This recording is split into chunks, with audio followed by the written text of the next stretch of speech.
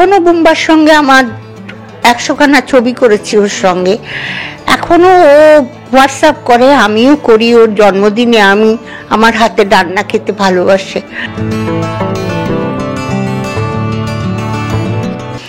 এইবার জানি না, এরকমই হয়তো আঘাত আসে।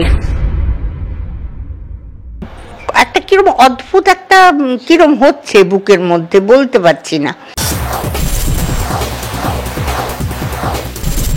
শেষ হলো মন দিতে চাই শুটিং, শেষ দিনে আমরা চলে এসেছি এবং আমার সঙ্গে যে মানুষটি আছেন তিনি এই পরিবারে সবচেয়ে বড়, বয়সে সবচেয়ে বড়, কিন্তু মনের দিক থেকে, ভালোবাসার দিক থেকে আমাদের বয়সী বা আমাদের থেকেও ছোট বলা যায়, তেমন ভাবেই তিনি মিশে যান। অনামিকা দিদি রয়েছেন আমাদের সঙ্গে। দিদি, আগে বলুন কেমন আছেন? এবং ভালো আছি, খুব ভালো। আজকে কি মনটা একটু হলেও খারাপ? এতগুলো কাজ তো খুব খারাপ লাগছে, খুব। 1.5 বছর একসঙ্গে, সপ্তাহে ধরো 4 দিন 5 দিন আমরা থাকি একসঙ্গে। আর সকলের ঠাম্মি, যেহেতু ঠাম্মির রোল করেছি, সকলে ঠাম্মি ঠাম্মি ঠাম্মি করে, আর আমি ওদের সঙ্গে ওদের মতন হয়েই মিশতাম।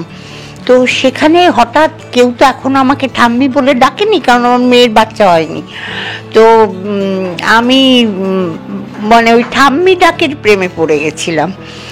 এইবার জানি না, এরকমই হয়তো আঘাত আসে, কারণ আমরা যখন ছবি করতাম 20 দিন 22 দিন আউটডোরে থাকতাম, ফেরার সময় কান্নাকাটি হতো, হতো। এটা আমার অভিজ্ঞতা, কিন্তু সিরিয়ালে আমার কখনো হয়নি। সিরিয়াল করেছি, চলে এসেছি, অত হয়নি। কিন্তু এই হাউসে, এই বাংলা টকিজ এর যে প্রডিউসার নন্দিনী, নিতেশ আগরওয়াল, ওরা এত ভালো, পুরো স্টাফ এবং এখানকার টেকনিশিয়ান, ক্যামেরাম্যান, ডিরেক্টর, আর্টিস্ট সব এত সুন্দরভাবে এটা চলেছে, মানে বুঝতে পারিনি। সকাল 10টা বাজলে মনে হয় কতক্ষণে মেকআপ রুমে যাব। তো সেইটা মিস করবো আর কি।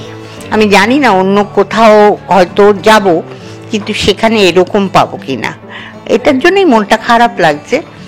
তো ঠিক আছে, জীবনে তো এই আসা যাওয়া আছেই। 40 বছর ধরে অভিনয় করেছি, এত ছবি করেছি। আজকে কিন্তু ছবি তো আর ওরকম হয় না 1 মাস 1.5 মাস 2 মাসের মধ্যে শেষ হয়ে যায়, কিন্তু সিরিয়াল মানে সিরিয়ালই চলে। তো সেটা 1.5 বছর এটা চললো, সেই জন্যই মনটা বোধহয় আরো বেশি খারাপ লাগছে।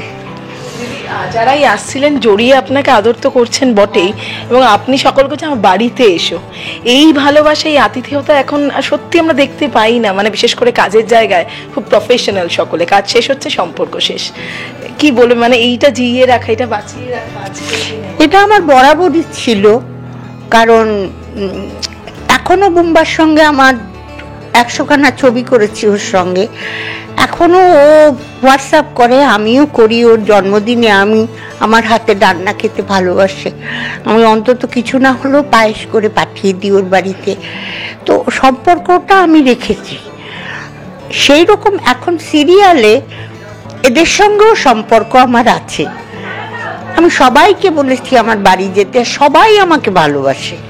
সেই ভালোবাসাটা, এই ধরো এখন তো আর আমার পাওয়ার কিছু নেই নতুন করে, এই ভালোবাসাটা এইটাই আমি পেতে চাই।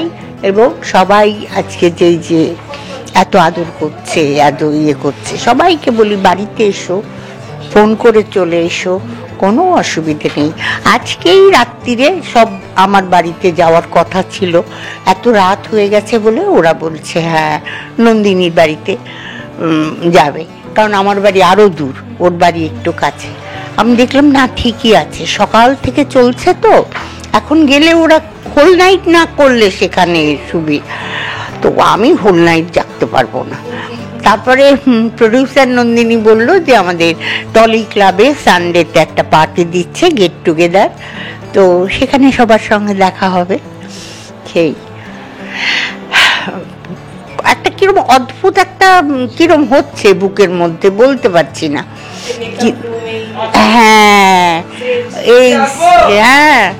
এই যে সকলের সঙ্গে এই যে রিলেশনটা, এটা সত্যি খুবই কম জায়গায়, কম সিরিয়ালের আমি শুনেছি। সকলেই বলে বটে, কিন্তু আরও আমি আগে 4-5খানা করেছি সিরিয়াল, কিন্তু কোথাও এরকম হয়নি, এইটাতে যা হচ্ছে।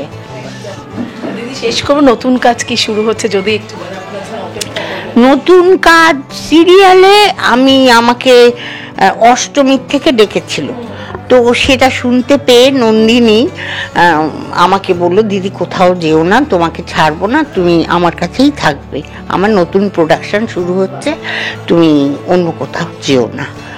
তা আমি বললাম ঠিক আছে। বলছে আমার ওই 10 জায়গায় ঘুরে বেড়ানো সিরিয়ালে বিশেষ করে আমার ইচ্ছে করে না। তার মধ্যে 2টো ছবি আমি পেলাম, একটা বাঁকুড়া আউটডোর আর একটা মেদিনীপুরে। ওই আউটডোর করেছি 4-5 দিন করে করে, সেই আউটডোরে প্রচণ্ড টায়ার্ডও। আমি ভাবছি যে কদিন দাঁড়াও, যে কদিন আমি একটু ছুটি পেয়ে একটু বাড়িতে থাকবো, রেস্ট নেব। আর আমার মেয়ে বলছে তুমি চলে এসো, দিল্লিতে আছে, তুমি একটু ঘুরে যাও, সিরিয়ালের জন্য তো যেতে পারিনি। সেই ভাবে মেয়ের সঙ্গে একটু সময় হ্যাঁ, মেয়ের সঙ্গে ও পারে না, ও প্রফেসরই করে, ও দিল্লি ইউনিভার্সিটিতে পড়ায় সাইকোলজি, তো সেই জন্য ও বলেছে তুমি এখানে এসো, অন্তত 7-10 দিন থেকে যাও। তা আমি মনে মনে ভাবছি যে আমার একটু তারাপীঠে যাওয়ার ইচ্ছে, যেগুলো যেখানে যেখানে যাওয়ার ইচ্ছে সেইগুলো করে তারপরে ঢুকবো। ভালো থেকো। হ্যাঁ হ্যাঁ হ্যাঁ। টলিউড ফোকাস কলকাতা চ্যানেলটি আপনাদের ভালো লাগলে লাইক করুন, সাবস্ক্রাইব করুন এবং আপনাদের প্রিয় ভিডিওটি অবশ্যই শেয়ার করুন। Tollywood focus Kolkata.